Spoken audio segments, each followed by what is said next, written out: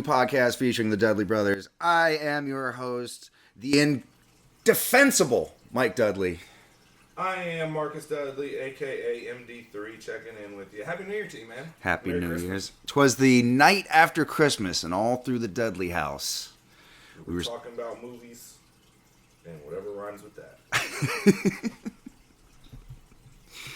So this one's just going to be an impromptu, just record just to see how we got new microphones for Christmas, and it's mostly just a test run to see how our new Yeti Blue microphones work out. Us one day. Oh, sponsorships, give us money. We are aiming for you. We will talk about your product. We are shills.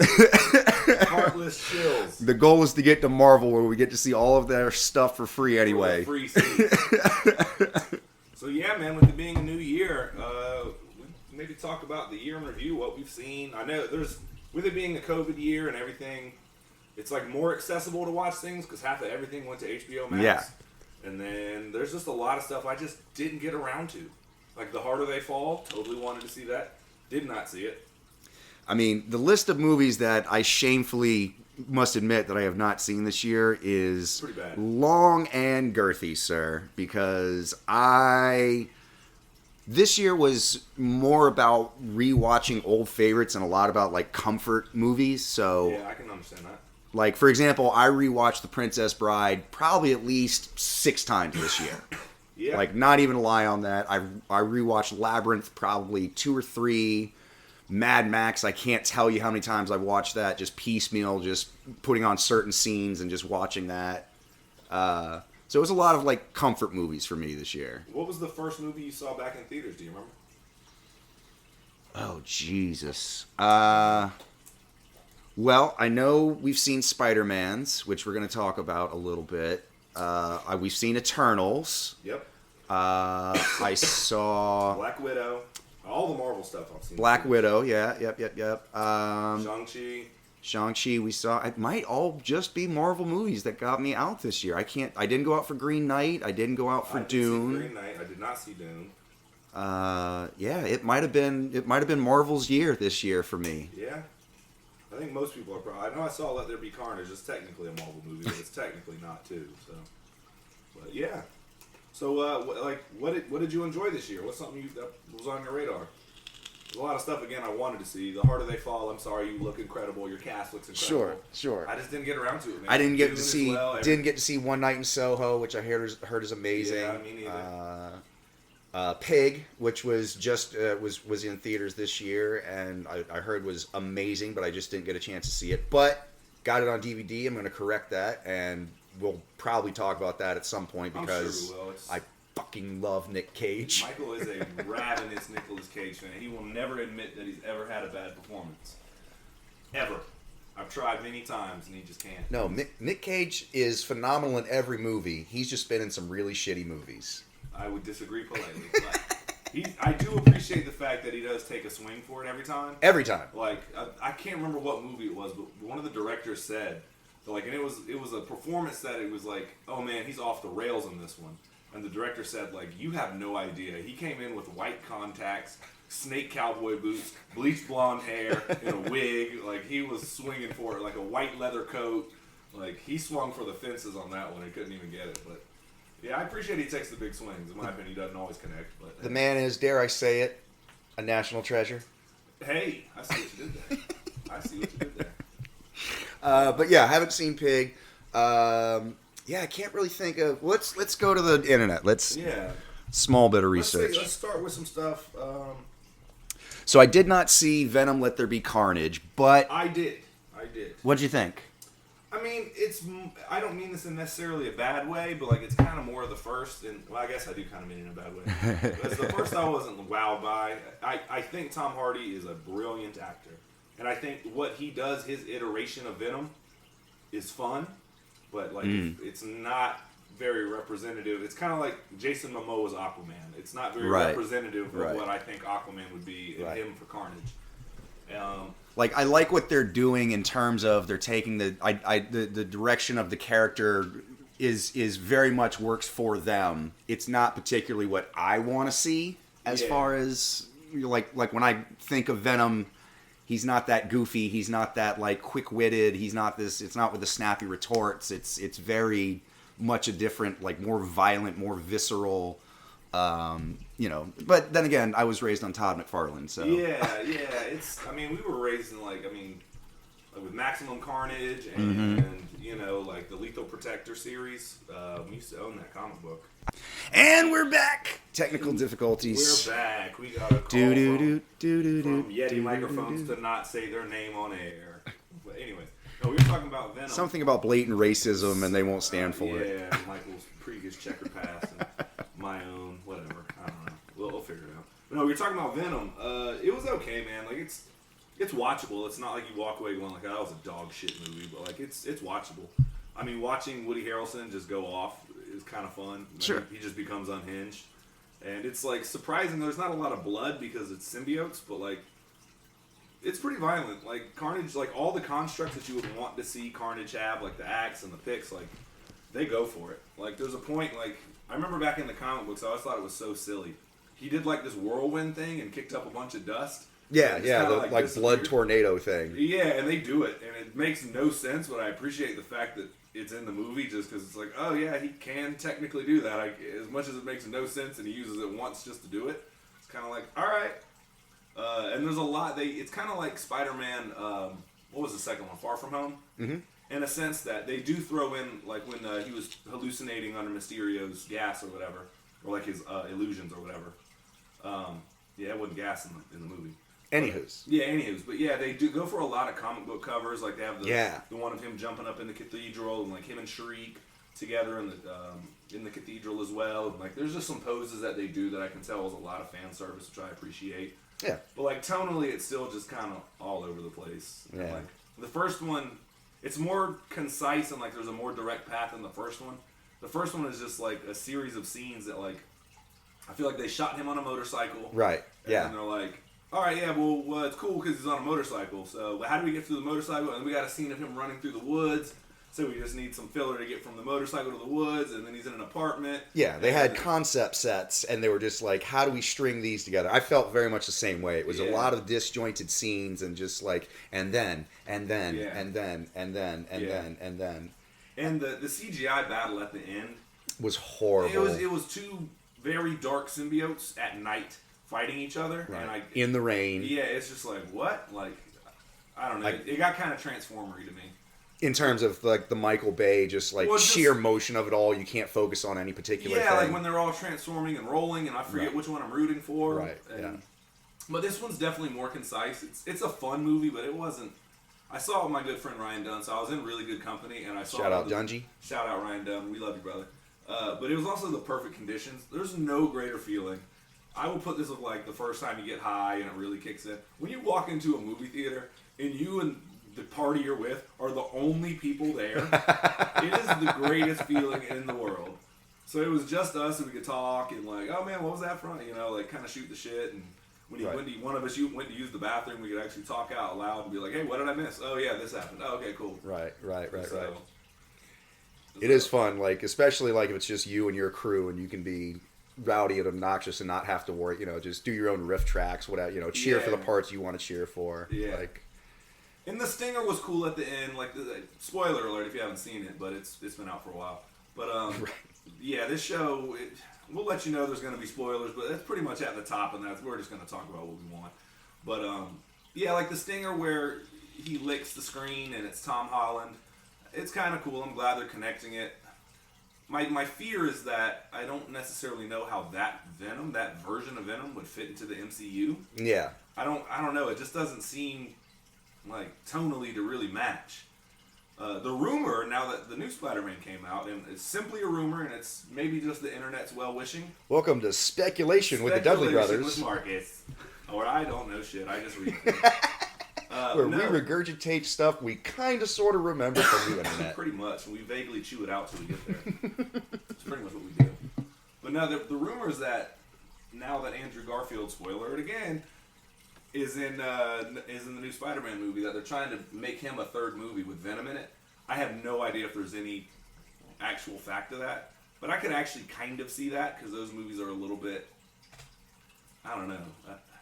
I just feel like it would fit better. Similar in tone, more Yeah, so than the Tom Holland ones. Yeah, Tom Holland, like the whole MCU was very quick to like have jokes and stuff like that, and I appreciate that Venom goes for it, but he's just a little too like it's kind of like frenetic energy, and I don't know how we would fit that with Spider-Man, with him running around trying to be a good guy and also wanting to eat Spider-Man, and if he's never really met the Andrew Garfield character, I can kind of see that working, but we'll see. Well, yeah, the whole impetus of Venom being a foil to Spider-Man is that both Eddie Brock and the symbiote have a bad history with Peter Parker and Spider-Man. So it's the basis of Venom is two individuals united against a common enemy that they hate with a burning passion. That's the only thing that brings them together and makes them better than what they are. Right. They're great. They're definitely both greater than the sum of their parts when they're together. Right. So I don't know, but Venom was okay. There was some cool scenes. There was a scene where he's got Venom pinned down and he catches, I think her name's Michelle Williams, whatever her character's name is. And he's like grabbing her, trying to bring her up, and Carnage is standing behind him, and he's just stabbing the shit out of him. I did see that on the internet. You hear him, it's like, God damn. Like, I kind of applauded a little bit, not because I want Venom to get jacked up, but like, oh man, they go for it. But there's some funny parts, like Tom Hardy's infinitely entertaining. I mean, like I say, he does a good job with it, and I like him playing off of himself. He seems like he's having fun doing it. Mm-hmm. But, yeah, I don't know. Manic Eddie Brock doesn't really play for me very well. So, well, enough on that. What else do we see? I know we saw the Suicide Squad. Oh, my God. I know we saw the Suicide Squad. What did you think about that? It was a complete retribution for everything that came before it. The original Suicide Squad was an abortion of a movie. It was absolutely horrendous. I generally love all like comic book movies. It takes a lot for me to really go down a dark path on a comic book movie. But that movie just so many random edits and cuts, and everything was on a Dutch angle, and the third act is just a CGI mesh of just floating the trash fuck. In the sky. Yeah, and just not one of the characters was likable. Like, all of them were kind of douchey, and anyway. The second one has none of that. It is phenomenal. There's great character development. You love every single one of the people that you're dealing with. Peacemaker, John Cena, shout out. Yeah, I'm excited about that show coming out. He was really difficult to see. Yeah, he was invisible. Him and Drax should do a movie and just do a blank screen. That's it. But yeah, I think Bloodsport was everything that Deadshot was supposed to be, and for some reason Will Smith just couldn't do. Self-deprecating, a little bit darker tonally in terms of. I mean, he tells his own kid to go fuck herself at some point. So yeah, he does. Yeah, he does. James Gunn works well with a group of ragtag misfits, and not just in Guardians. Like when it's kind of like the underdog stories, and like the ultimate moral of the story is like when the Ratcatcher 2 unifies all the rats, and Taika Waititi's character, the first Ratcatcher, is telling her like, even these rats have a purpose, and this and that and the third. Like kind of the moral of the story is like, hey man, you all play a part. Like it was cool, but it's really really funny. And, when Harley Quinn shoots the one dude that she has like the romantic endeavor with. She like has this whole monologue while he's sitting there bleeding out. It's a great scene. The opening scene, spoiler alert, where the first version of the Suicide Squad, where it's Pete Davidson and Weasel and Michael Rooker's character, the Vanguard or whatever, when they go onto the beach and just get completely annihilated. Oh, it's a bloodbath. Just in the most visceral, hysterical ways. It is so gory and so over the top and so fucking funny. Like, just the most mangled, terrible deaths you could think of. Yeah, dude. Pete Davidson gets shot in the throat. Wow! It's great. Which, I must say, was probably one of the highlights of the movie for me. Probably. But probably. Not that I hate Pete Davidson. I just hate everything he's ever been in. We all got our faults. Yeah, that was fun though, man. I enjoyed that movie. And then they give us Starro, like... Yeah, I never thought I'd see Starro on the big screen, and that was enjoyable. It was great. Yeah, like they turn it into a kaiju movie, and like Harley Quinn's whole thing about when Javelin, the character Javelin gives him his javelin, and it's like, oh, you'll know when to use it and like where or whatever. And she ends up stabbing Starro in the eye, and it's like this crazy, like the dream sequences and everything. It's a fun movie, man. Like, I actually really enjoyed that. That was like you said, a total redemption for the first one. Which the goal is, by the way, to get our middle brother to talk about the first Suicide Squad. He like wept during that movie, not of joy, of just no. Okay, so I saw it with him in the theater, and he was literally in the fetal position, in the seat, rocking back and forth, just muttering to himself, just like it was a man broken, like he had seen the face of an eldritch god, and just his mind shattered, and just rocking back like, what is going on? I don't understand what is happening right now. He could not wait to leave. I got more entertainment out of watching his reaction to that movie than anything that happened to that movie. Yeah.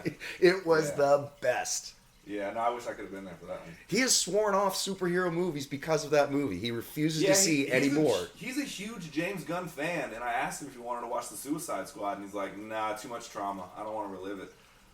So he's committed. He really hates that movie. Like, he won't even talk about it. It's like traumatic for him. All right, I will say this about the Suicide Squad. I think David Ayer's a really good director, and there's shots in there that I do appreciate, like when they fight. Sure. When they're fighting, when they storm the building. Whatever you see, whenever they do a cut to another like character's action, whatever the previous character was doing is in the background, acting out exactly what you just saw. Right. So I think there is a version of that movie that's probably much more watchable. I'm not for the like release the Ayer cut, release the Ayer cut. Like, I'm not saying all that, but I think we got all we need to out of that movie. yeah, but I do think he can shoot a movie. I don't know how much of it. It does feel like there was some studio interjection at one point. Big time. Of just Big like, time. we're going for this now. And I mean, the fact that I think they ended up doing a couple dozen million on reshoots. Probably. For, I mean, No doubt.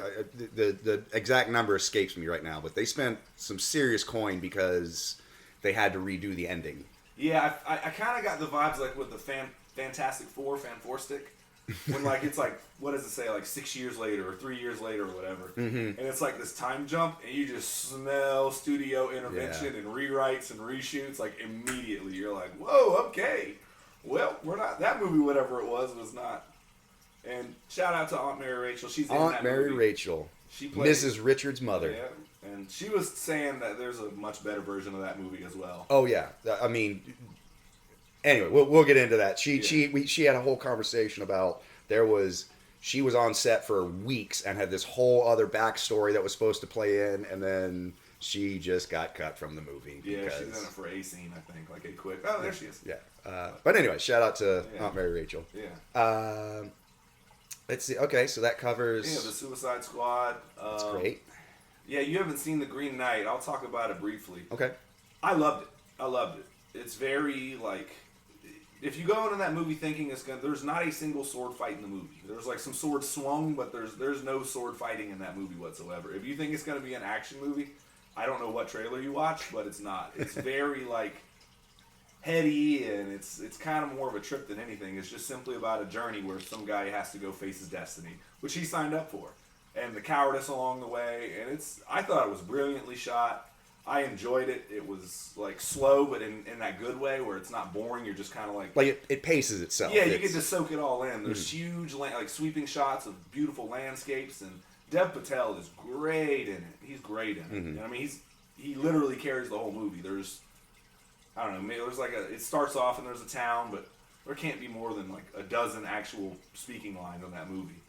And it's right on. Yeah, I mean, and he's the majority of it. There can't be more than a dozen characters to speak. I wouldn't think. I'm too far off with that number, but yeah, it was really good. If you haven't seen it, it's definitely it was a really good movie. So yeah, that was one of those I had every intention to go see it, and then it was gone so quickly from the theaters that I just completely bypassed it. But I'm definitely going to sit around and watch it at some point. You know.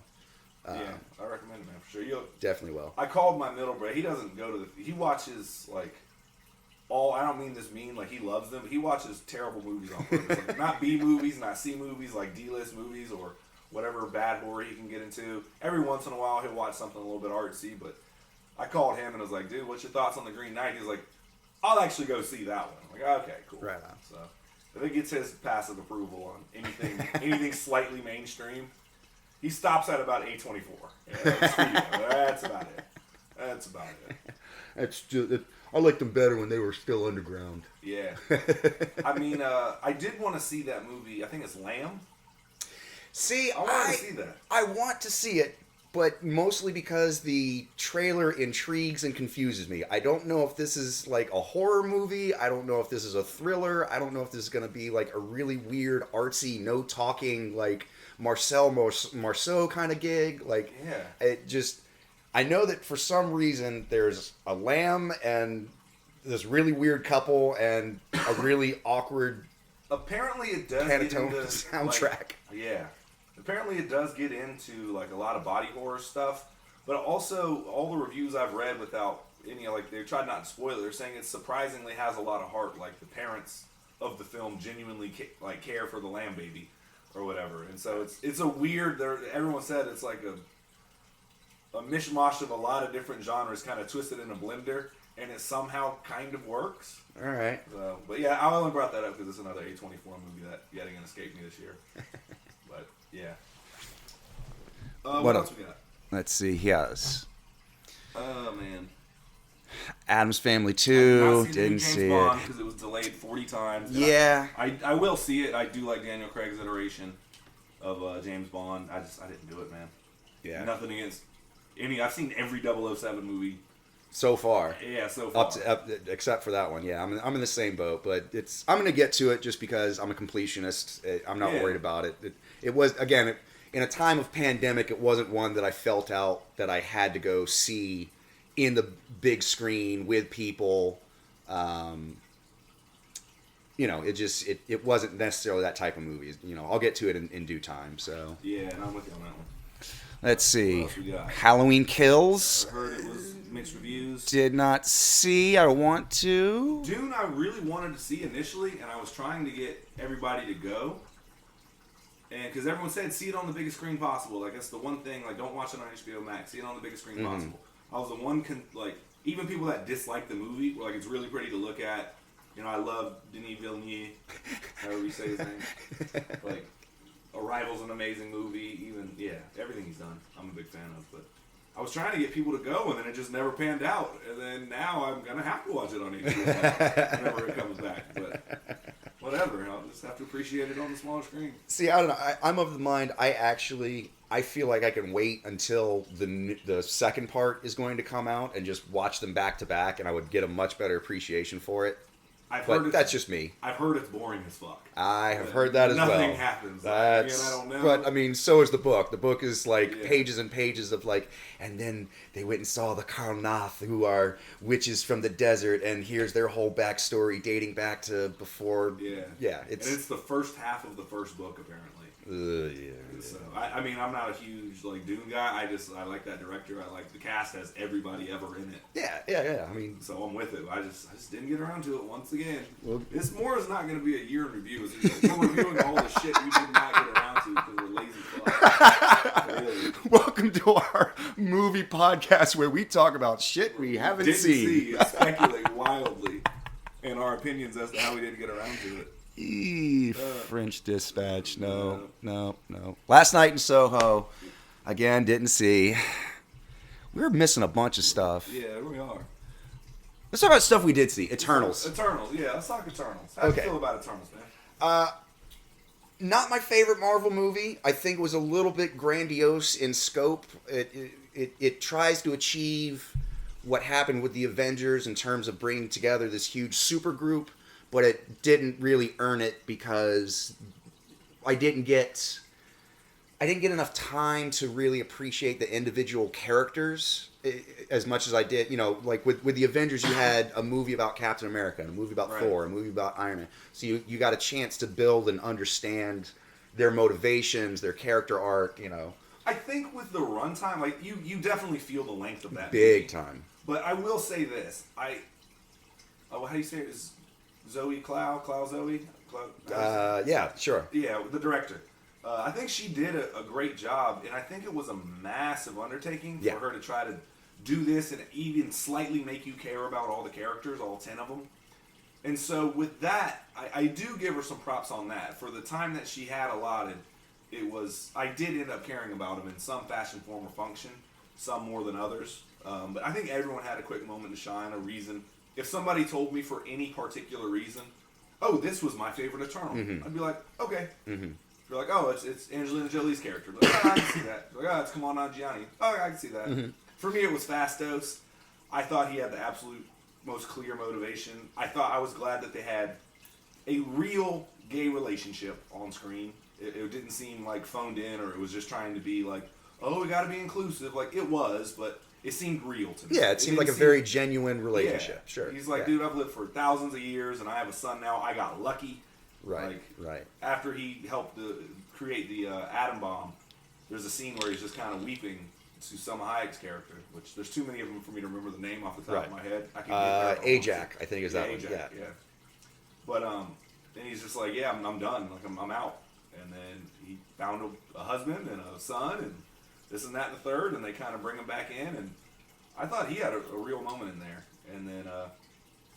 Like I said, any person that said this person was my favorite, it's reasonable. But Sure. That movie was the one movie this year I walked out of in my initial, like, you know, I kind of have that feeling when you walk out of the theater.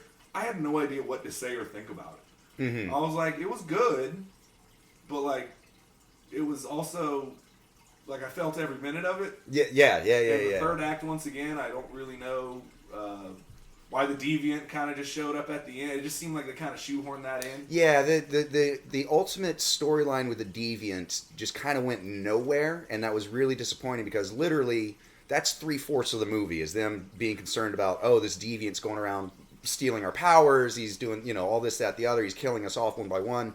And then it just sort of ends in a nothing, and you're like, oh, so now we're on to the even bigger bad guy that we had no idea. That's great. I mean, that's fine. Yeah, now we're still have to save the world. It just seemed like more of a thorn in their side than anything. And I was just, again, I like Bill Skarsgård. He was fine. But. Sure.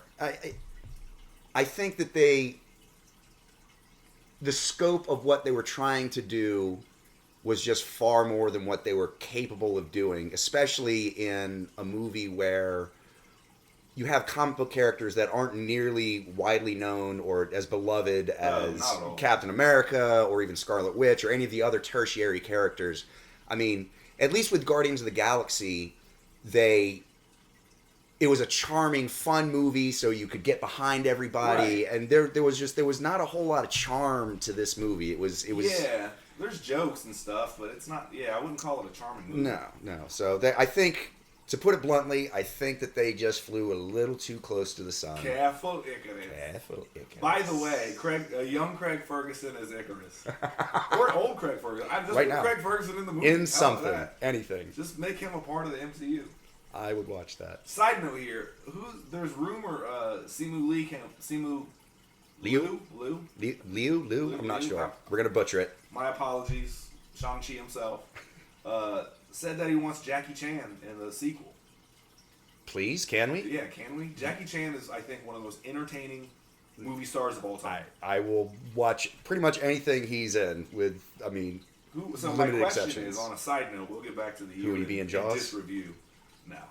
Michael will tell you who would be in Jaws. Who would you want in the MCU? Like, who do I want in the MCU? One actor, yeah. I would be down with Jackie Chan. I think Jackie Chan would be great. I would like. My first thought was Harrison Ford, just because I want to see him grumble his way. Just grumble through something.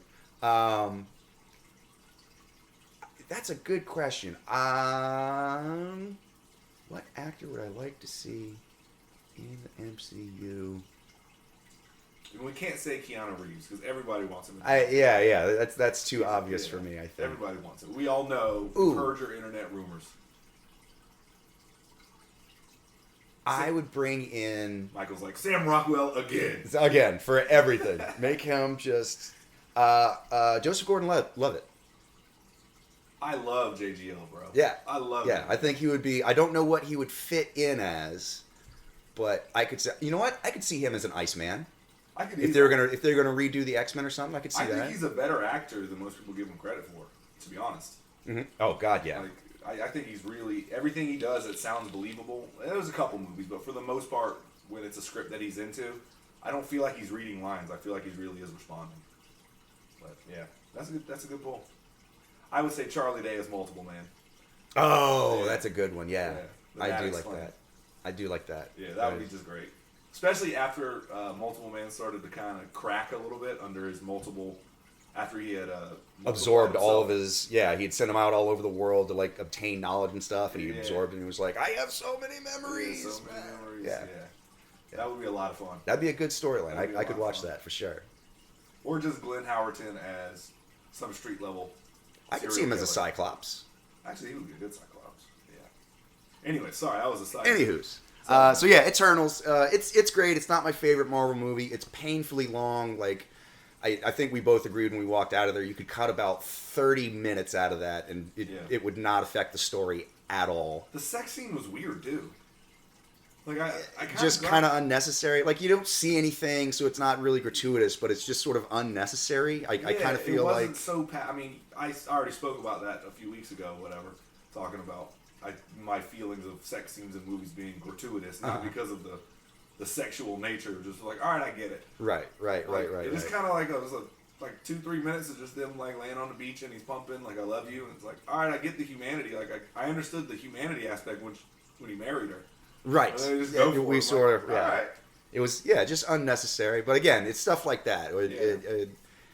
Some of the stuff where they're gallivanting around in London in the beginning, and like we're trying to reestablish characters that just, it was just a lot. There was too much. There really was a lot in that movie. Again, I enjoyed it. It just, I appreciate the swing. I don't know if they fully connected. It's a solid double. Let's see. What else do we got? Haven't seen Encanto. Encanto? John Leguizamo's in that. We should watch it. Oh, yes. Yeah, there's a lot we haven't seen. TV-wise, there's a lot to talk about there. Oh, my gosh. First off, I got to give a shout-out to Big Mouth. It is 9 o'clock, by the way. Yeah, I got to give a shout-out to Big Mouth, though. Big Mouth dropped a new season. And I'm a Big Mouth guy. I like that show a lot. I know it's for 16-year-olds or 14-year-olds, whatever, But it's not really. I'm a huge fan as well. It's not strictly for, the teenage set. It's really in a really. This is going to sound like really cliche or really like full of my talking out of my ass, but it really is for anybody who's ever had awkward puberty stages. You know what I mean? Which is pretty much fucking everybody, because it's a really horrible, awkward time in everybody's life, and so it's really, really relatable. Like there's. As extreme as some of the stories are, there's some part of it you can relate to. That's grounded, Yeah. Like, middle school is terrible. If you're having a great time in middle school, I want your life. Yeah, Jesus. Like, middle school is just terrible. What's it like to be Donald Trump Jr.? Yeah, whatever. A Big Mouth came out. I thoroughly enjoyed that. I thought the Christmas episode they did, I laughed out loud several times with the puppets featuring Ludacris as John Wick. Yeah. Just watching a dog do John Wick stuff was very, very funny to me. I mean, I love a good anthology story. Like, anytime you can take it in a different direction and show me something that's familiar but still going kind of a little off the rails, I'm good. That's fine. Yeah. And what came? Oh man, we're skipping the big WandaVision. WandaVision.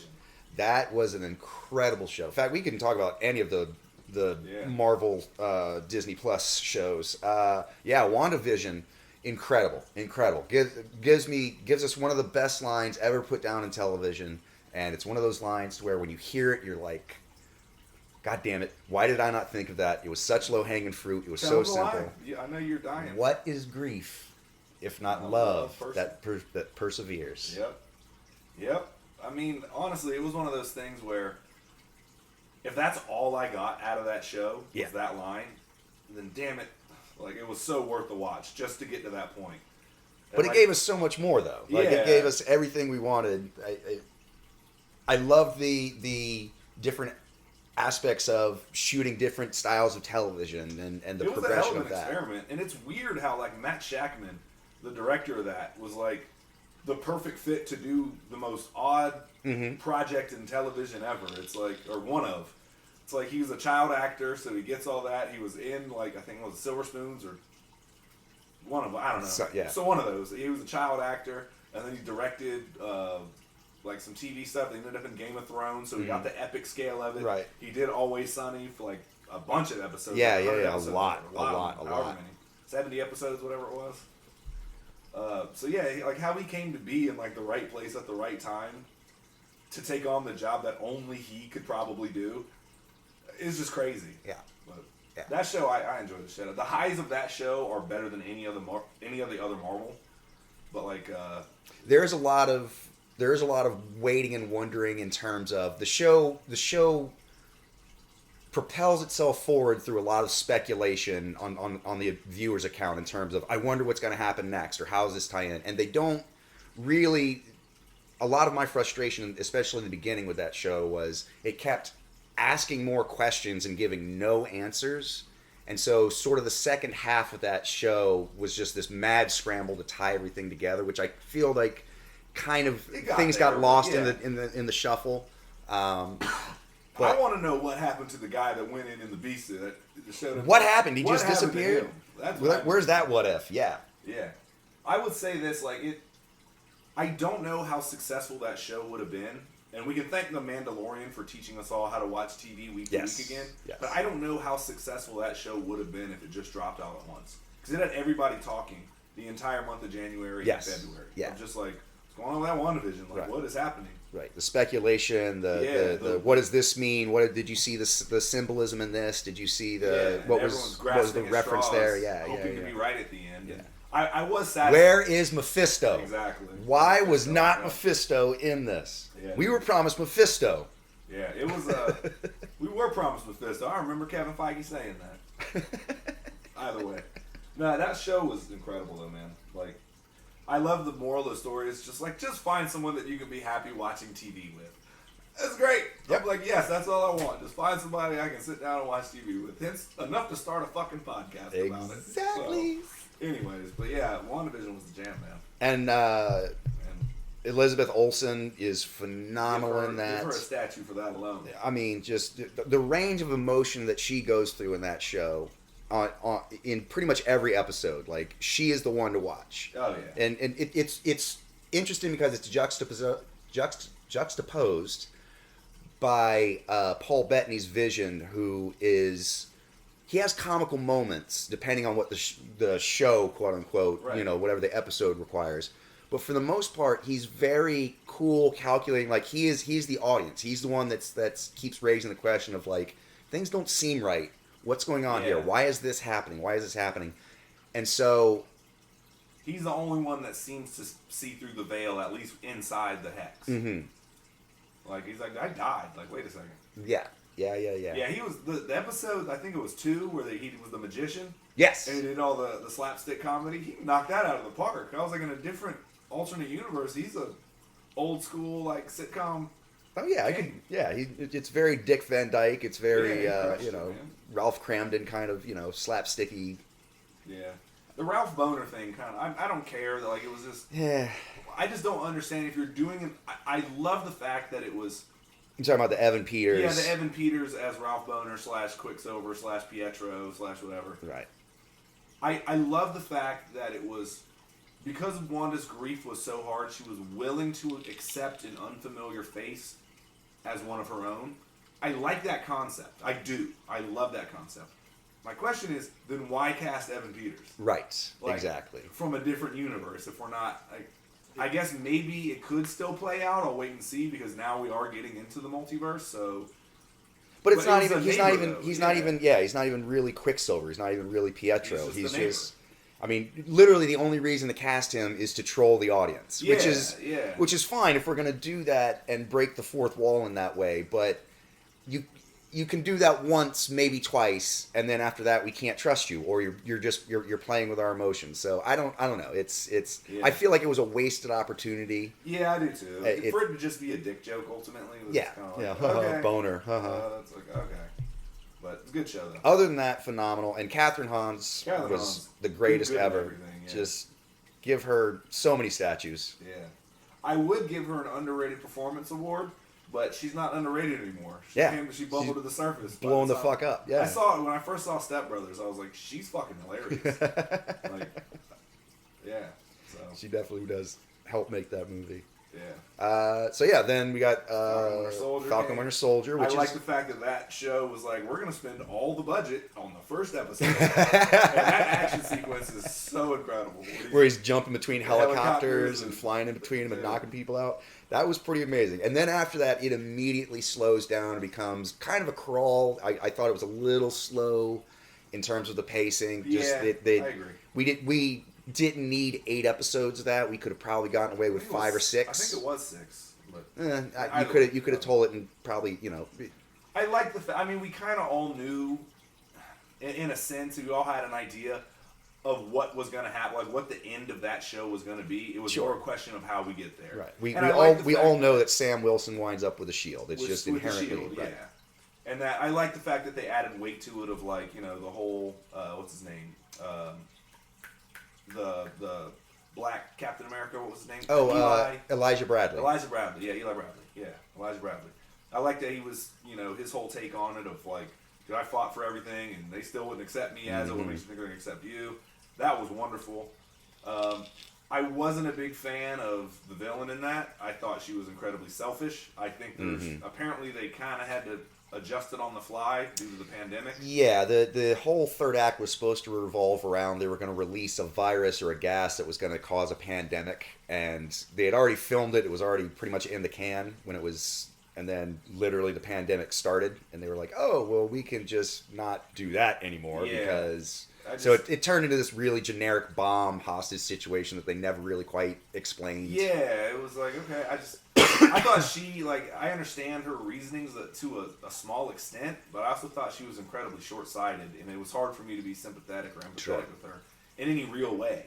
It's just like, there's a better way to go about this, but she's an extremist. I get that that's the point, but it's just, she didn't really land with me. But honestly, if I can just watch Sebastian Stan and Anthony Mackie hang out on screen all day. Yeah, those two are hilarious together. Yeah, I want a buddy cop with them immediately. Yeah, like, just redo 48 hours with them. Let's just do that. Every time they're promoting something on, like, when a new Marvel thing comes out and they're on an interview together, a late night talk show, I have to watch it. I'm compelled. So I love they can carry it. Whatever, I'm fine with that. And I think the next show that came out Marvel wise, I think is their most consistent. It had really good highs, and the floor was pretty high on it, too, in my opinion. It's not my favorite. We're talking about Loki. Yep. Loki, I thought that they were going to be kind of self-contained in the sense of, like, oh, we're not really going to make dramatic changes in the TV show that affect the entire MCU. Oh, no. And they were like, hey, guess what? We're bringing in Kang the Conqueror. We're introducing the multiverse. We're cracking the multiverse. Yeah. We're playing with alternate fucking characters. We got Alligator Loki, which is the best part of that show by far. And him and Owen Wilson's relationship. Yeah. It was always fun to watch. I got Loki so self-centered that he can only fall in love with himself, a version of himself. There was so much to like about that show. I mean, it's just Tom Hiddleston being charming and gallivant for 8 episodes. Me up. Yes. Sign me up. Yeah. He's so good. You know, it's pretty madcap. It loses itself a little bit in just how off the wall it gets. It does get a little bit hard to follow, especially towards the middle and later episodes, just because once you start playing with time and variations in the timeline and alternate realities and just like everything goes out the window. So it just reminds me why I care about Loki. One, Tom Hiddleston is just amazing as him. But two, we just got to the point where in the MCU he felt redeemed and welcomed again by his brother, and he could really, like, before he was killed by Thanos, he called himself Loki Odinson. Right. And then that's all gone. And then we got to start back from a-hole Loki after the Avengers. And so him getting to that point, if every season is everyone just forgetting that he exists, and then he just has to redeem himself for 20 seasons, I'm fine with that. Yeah. I'm completely fine with that. Yeah. Everyone being like, oh, how's Loki going to get back to square one in this time for these 6 episodes? Sign me up. I'm cool with that. All the performances, again, were really strong. Yeah, Loki. I think that's their most consistent. But the most recent show that we all watched. Don't act like you didn't. Everyone was trying to shit on this. They had this most misleading headline, like nobody's watching Hawkeye. And it's like it got like 300,000 less viewers on its debut than I think whatever the highest showing. I think it was Falcon Winter Soldier or whatever it was. And they like made it sound like nobody's watching it. It's like 1.3 million people. Like, whatever, dude. But I thought Hawkeye is easily my favorite of the bunch of the shows. I love that fucking show, man. I thought it was great. Jeremy Renner's great. Always charming, always, debonair and very, very cool. I love how low-key he played his Hawkeye character, his Clint Barton character. He's just, the entire show, not the entire show, but for the most part, he's always the guy in control. He's the guy who's making moves to the next plan. He's thinking 3 steps ahead. Renner plays subdued characters really well. Oh, yeah. Like, that's his forte. It's like he's going to knock that out of the park. But go ahead, I'm sorry. Shout out to Wind River. Oh, yeah, dude. That's my guy, man. I could go on and on about Renner, but... and then Haley Steinfeld was great as Kate Bishop. Their interactions and their companionship was really great. It was this reluctant teacher versus this really enthusiastic student. The opening scene where she witnesses Hawkeye jump off a building and catch himself, and how it played in later. Yeah, the flashback to the battle over New York. Yeah, when she saw Hawkeye on top of the building after New York was under attack, and then later how it plays in, and she tells him like, you're not a god, like you don't shoot lasers out of your hands, you're just a guy, and I watched you jump fearlessly off of a building, knowing that you can't fly without any hesitation, right? Because that's what you do. Like, yeah, dude, you're a hero. And just knowing that the Hawkeye brand is in the fully capable hands of Haley Steinfeld, I'm fine with that. She, in my opinion, is one of the best iterations of her comic book part that I've seen so far. Just in short, in terms of what I read in the comics and what I translating see on to the screen. Yeah, translations. It's really damn close. In my opinion, I think in the comic book she's a little bit more aloof. She's a little bit more like too cool for her own good. A little bit, and then later she kind of learns in the comic books because Jeremy Renner's is a little bit more of the Ultimates version, but in the main MCU, the 616, she starts to kind of see through Hawkeye's bullshit, and so she's kind of like, dude, what trouble did you bring to my door today? Like, right. What's going on, dude? Like, I'm a better Hawkeye than you at this point. I'm a better hero. Like, just leave me alone. And so she still loves the guy, so she still chips in, but she's very tired of his bullcrap time and time again. So hopefully we get there a little bit, but I think she's a little too starry-eyed in this version, which works. Right. Early on, that's exactly how she was. Yeah, it's their iteration of Kate Bishop, which translates really well. It plays into what the groundwork that they've already laid from as far back as the Avengers, and her motivation and her reason for wanting to do the things she does makes complete sense. Hawkeye died in the comics, or died. I mean, it's comic books, quote unquote. Yeah, quote unquote. He died in the comics, and she just filled the role. Like, the world needs a Hawkeye. Like, this guy formed the West Coast Avengers. Like, he's obviously an integral part of all of this.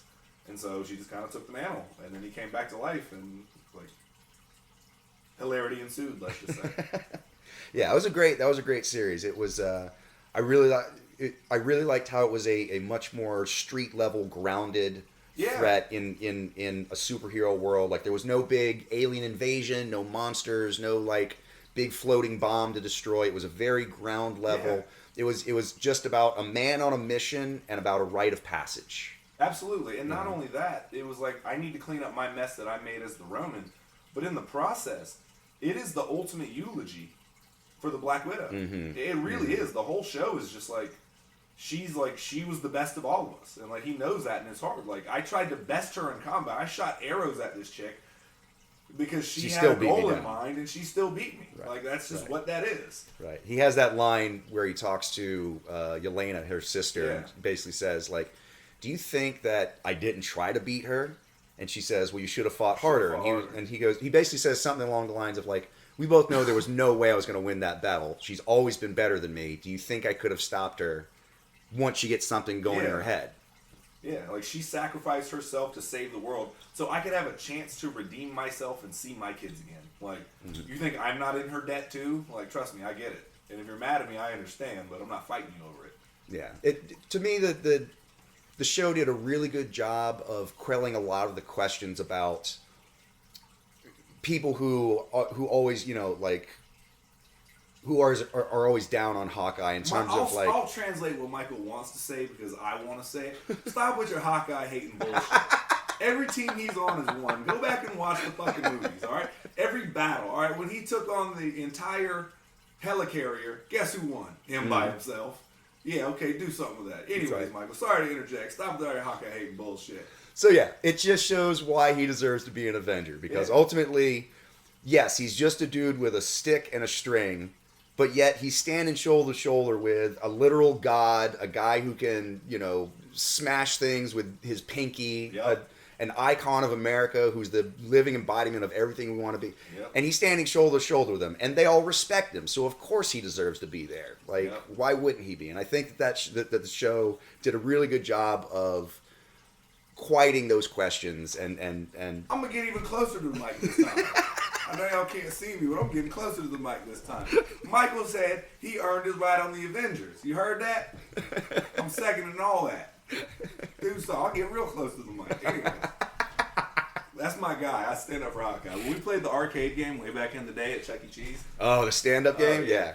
The best part is that because him and Captain America can't fly, you get to pick with Vision. The characters were Vision, Iron Man, Captain America, and Hawkeye. Yep. Iron Man and Vision flew on one of the Statue of Liberty levels, and you got to shoot lasers. And then Hawkeye and Captain America got these stupid-ass, shitty floating platforms that look like segways on a flat bottom. It's the worst trash ever, but I loved it. It's the dumbest vehicle in any video game ever. Anyways. But yeah, that was my guy in that game, too. I loved it, man. And I liked how... My issue with Shang-Chi, the first two acts of Shang-Chi, however you want to say it, Legend of the Ten Rings, the first two acts are top-tier Marvel to me. And I still like the movie a lot. I did. The issue is it became a save-the-world thing, and I was fine with it being a guy coming to terms with his family dynamic. I was fine with that. Mm-hmm. And once it became like, oh, we're releasing a dragon, like I get how it all played out, but it was just like, now we're riding dragons, and I was like, all right. Cool. It got too big. It got a little anime, which is fine, but I was fine with him facing down his dad and like coming to terms with like, hey man, like this is what we need to do to solve this. I was fine with that, and then it got Save the World, and Hawkeye didn't do that. They unified all the because I was worried that Episode 6 was going to have all these loose threads, and that it was going to kind of fall under the same thing of everybody else. And I understand the criticisms of Kingpin. Some people say he kind of fell short. Again, he can't be the exact replica of himself in the Netflix show. We got D'Onofrio. Be happy. Like, be happy. And this is something that you and I talked about the other night when we saw it. It's very akin to somebody else taking over the writing duties in a comic book. Like you're going to build off of the character that you've seen before, but they're not going to do the exact same thing as the previous writer. They're going to take it in a kind of a new direction or put a different spin. You heard that Michael said, be grateful D'Onofrio's in it. He said he's in it, and he's in it. Anyways. No, I hear what you're saying, though. It is very much so. Like, it's a new person taking over, man. It's not going to be a one-for-one transfer. Sure. Sorry to cut you off. I'm passing it. It's okay. Christmas, and y'all, I just watched Hawkeye Save the Holidays. Y'all still want to bash my dog? Now I'm worked up about it. I'm going to get like this sometimes. It's all right. Give Renner a statue is what I'm ultimately saying. What does he have to do? Give the man a statue. You know what he hasn't done? He's got to do the biopic. That's what it's going to do. He's got to do the biopic. Who would Renner play in a biopic? Himself, because he's awesome. Rest in peace to Chadwick Boseman, but the ongoing joke was that Chadwick Boseman was such a good actor that one day he was going to play a biopic of himself doing his own career, and I would have loved to have seen that. He was a really good actor, man. Unquestionably. Wakanda forever. Yeah. But I thought that it was going to kind of fall under the same thing. Like, a lot of the Marvel movies, especially the early ones, the villains kind of underwhelmed. Yeah. And I understand that Kingpin wasn't on screen for long. I don't think they killed him, spoiler alert. No. Anytime the camera pans up and you hear a gunshot, usually that person's surviving somehow, some way. Hate to tell you. So, but I'm glad that he's back. I think they'll flesh him out and we'll have a different appreciation for him. But I'm glad that they just brought all the plot threads together. It's like, hey, one guy is going to solve all these little loose ends that we've been working on. Whoop, here you go. Yep. It's like, Yep. man, so now we get a concise finale. And I'm a huge fan, Michael is too, of the Matt Fraction David Aja run that it's pulled from. Yeah. If you haven't read that, it is one of my favorite comic book runs It is of all time. phenomenal. Like, especially like as we were talking about before, it's like a ground level situation. That comic book is straight up. There's very little superhero antics, quote unquote. I mean, it's almost kind of like a James Bond mission. It's just a dude with a particular set of skills taking on the mob, so it's very.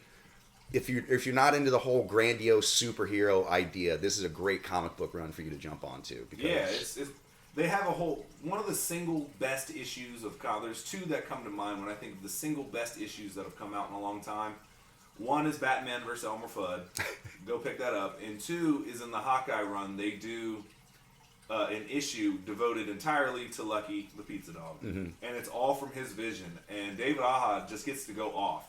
And somehow he makes every single panel make sense as to what they do, like little dotted lines of him like seeing food, almost like the Family Circus. Right, and then it's like back to him down the stairs, and it's like a blueprint map of what he's been doing. And you can follow the story. It's such a wonderful issue. If you haven't got a chance to read it, I think it's in the first volume, Little Hits. If you haven't got a chance, you pick that up, man. It's in the first 12 issues. But yeah, Lucky is the hero that we all need. So. And also, yes, he did say Batman versus Elmer Fudd. Don't mock it. It's phenomenal. Yeah, sleep on that. Do yourself a Go disservice. pick it up now. You're doing yourself a disservice, dude. Google It's everything you want. Yes. Pay for a month of Comixology or whatever. Like, just pick that up and read it. Just steal it. Just go to the comic book store. No, don't do that. Support your local comic book store. Support your local brick and mortar shops. But yeah, man. What else we got? I mean, Hawkeye. I was a big fan of them. Oh, the last thing I'll say about Hawkeye. My favorite part is, one, the Tracksuit Mafia is just brilliant. Yeah. And they were perfect. And I love the fact that at the very end in the final episode, you just saw truck after truck after truck after truck after truck just leave from like their little, when they were dispatching them. And I just loved it because I'm like, yes, please just give me all the Tracksuit Mafia cannon fodder that you can possibly fit onto a single shot. Yeah. The final battle taking place at 30 Rock, is it on the little frozen pond or whatever, the ice skating rink. Yes, and you just frozen pond. Never heard 30 Rock described as a little frozen pond. So, but just they're in the center, and you just have Russian bros in tracksuits coming from every angle. Like it's like the final level Call of Duty Zombie Edition or something like that. It's and he just great. solves them all with one magnetic arrow. Just all my guns, bro. All the arrows you wanted. He's got. If you have a favorite trick arrow, it's in this. It's in there, yeah. So I'll just the cannon fodder, which they just brought forth the Hawkeye. I had the biggest smile on my face. Yeah. I was just like, oh, this is exactly what I want. It was a really, really fun series. Like, way more fun than I think Loki was. Way more, it was more lighter in tone than WandaVision. Like, they all have funny moments and lighter and light moments, but this one was definitely a little bit more. It's like a PG version of, like Die Hard, basically. It's just a guy who's trying to get home to his family for Christmas because he promised them he would. Yeah, it's very Shane Black. It's very, like, Lethal Weapon in a sense. It's very Die Hard in a sense. And yeah, man, I loved it. I did also well up a little bit when, at the very end, Clint called Kate his partner, and she just kind of cracked a smile. I was like, you're my partner. Right. And I was like, yeah, oh, you did it. The whole series, that's all she wants. Yeah, and then she finally gets it, does the same thing. So, yeah, I dug Hawkeye a lot. Of the shows, again, I don't necessarily, you could argue that it's not the best. Like, I think Loki might be the best, but my favorite, definitely Hawkeye. I had the most fun watching that. And, again, I'm a huge fan of the source material, so. Yeah, other than that, I don't know how much time we got. We can pick up a year in review next week, or? We could just call it here. That's fine. We've got like almost an hour into it, so. Cool, yeah. All right, well, we'll probably come back and talk a little bit more about year in review, talk about some holiday stuff. At the as of yet unnamed podcast, we need a sign off. We need to have like a. Okay. Well, first off, Michael, underrated performance of the week. Any movie. Any movie? The little Kittner boy. Who? He got eaten in Jaws. Oh. No, you know what? The dog that got eaten because Save that puppy. Yeah. Until she got nominated for an Oscar and a bunch of Emmys, I was gonna be like, I don't know, Regina King and fucking everything. I don't know, man. Rosario Dawson and fucking anything. Fucking whatever. Margot Martindale. Yeah, Margot Martindale and anything. Anything. Anything. All right. So sign off for now. Yeah. Merry Christmas, Happy New Year, everybody. All right. We'll catch you on the flip side. Go watch a movie. Go watch a movie.